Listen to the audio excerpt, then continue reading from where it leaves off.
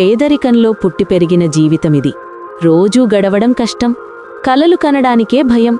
అతి సామాన్యమైన కోరిక కూడా వీరికి విలాసంగా అనిపించే పరిస్థితి. ఇది మరో రకమైన జీవితం.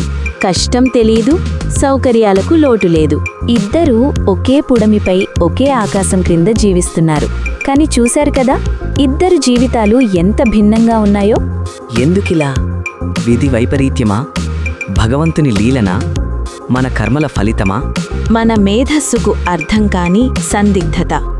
అందుకే ఈరోజు కష్టాల్లో ఉన్నవారికి రేపటికల్లా మంచి పరిస్థితులు, ఈరోజు సంతోషంగా ఉన్నవారికి విషాద పరిస్థితులు సంభవించవచ్చు. పేదను తక్కువగా, ధనవంతుణ్ణి గొప్పగా చూడవద్దు.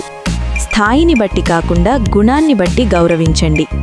ఈ జీవితం కేవలం ఒక ప్రయాణం మాత్రమే. ఈర్ష్య, అసూయలను, కోపతాపాలను వదిలి సాటి మనుషుల పట్ల మానవతావాదిగా మనగలిగితే చాలు. అదే దైవత్వం. అదే భవిష్యత్ జీవనానికి కర్మ ఫలితంగా మారబోతోంది.